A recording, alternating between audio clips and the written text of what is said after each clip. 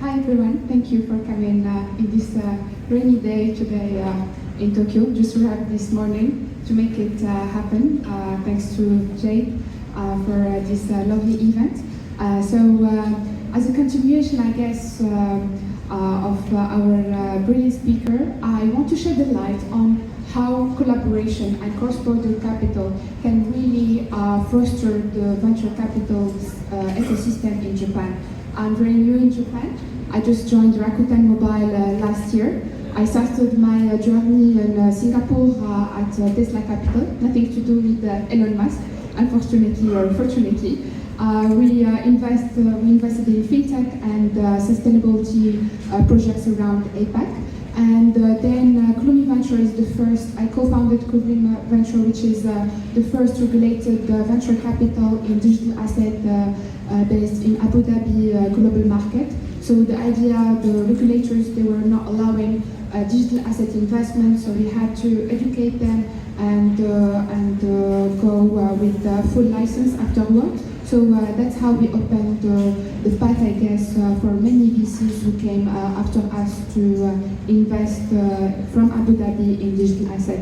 And currently I'm a venture partner at IBC. I think you might be familiar with the Infinity Venture Summit in Kyoto. IVC, it's our second fund. We invested in 200 projects, mainly in digital asset and gaming. And we are again organizing IVS in Kyoto next July. So you're welcome to join us. Rakuten Mobile, that's my day job. And that's how I came actually to Tokyo from Abu Dhabi. So I am director at the International Business Division, and I look up to the roaming and also driving global expansion through M&A and partnership. Last but not least, I just joined MENA FinTech Association in Japan. I mean, they have been doing a lot of job in cross-border collaboration for regulators, for central banks, for investors and startups. And I'm very honored to be representing them here in Japan to foster more the collaboration between both regions. And this is exactly what I want to shed the light today about the cross-border collaboration. So yes, international collaboration is not only an option, is a necessity, and that's not my talk. This is based from many reports by IMF, Deloitte. So Deloitte found that 83% of the Japanese startups, they are, or unicorns actually, they are fundamentally funded by international investors. Jetro found out that the Japanese startups with the foreigner investors, they are more likely to expand outside Japan 2.4x than others who are solely based from local investors. Last but not least, the Ministry of Economy, Trade and Industry, they estimate that startups with international connections raise 2.7x more than the others and more capital, and they actually scale 2 times more than the others. So all this, it's built on a good momentum. So actually, we are in that momentum in a sense that startups in 2023, we don't have the data unfortunately for 2024 yet, but for 2023 we have seen a momentum of 70% of overseas VCs. They are eyeing the Japanese ecosystem, and that's really a good momentum for compared with other years, as we can have seen here. And also, this accounts for 20% actually of the VC funding in Japan. So this is not a good. This is not a new. This is actually not a new subject that we will shed the light, because cross-border capital has been already happening, especially with US, in Silicon Valley, in Southeast Asia. But today, what I want to shed the light on, it's mainly the MENA and Japan partnership that we haven't seen much yet, I may believe. The proof is like when I go and attend or speak in conferences, and I just say that, yeah, we are a Japanese-based fund, or I work for a Japanese conglomerate.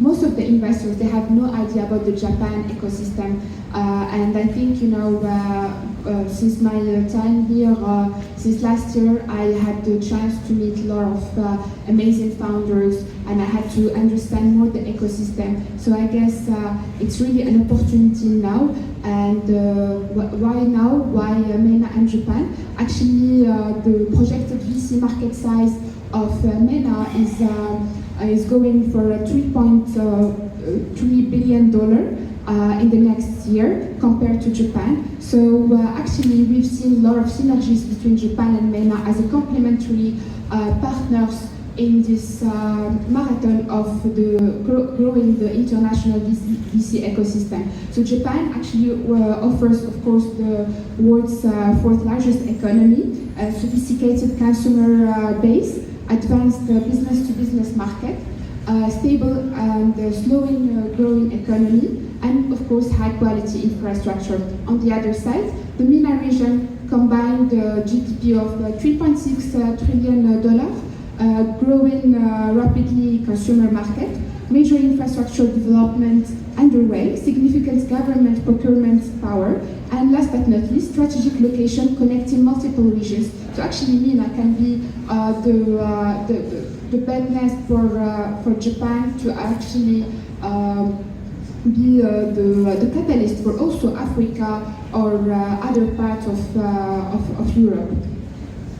So this is like in a nutshell, this is just like a small ecosystem of the MENA. Of course, it's a very big ecosystem.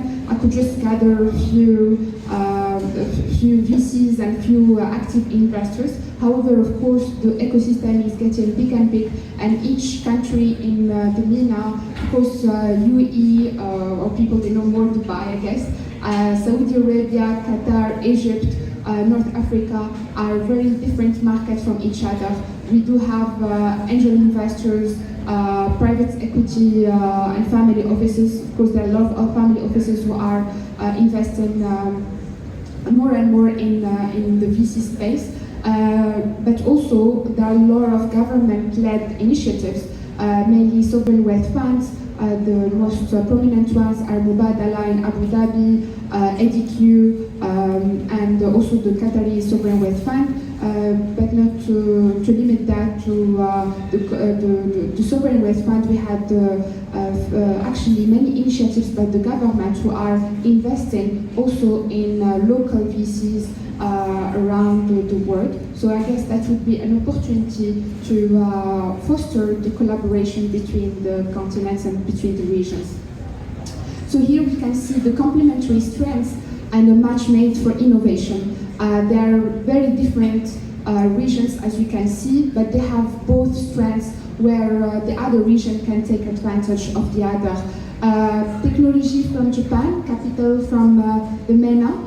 Japan's technological expertise can be accelerated, of course, by the flowing capital from the MENA region, especially in the Middle East.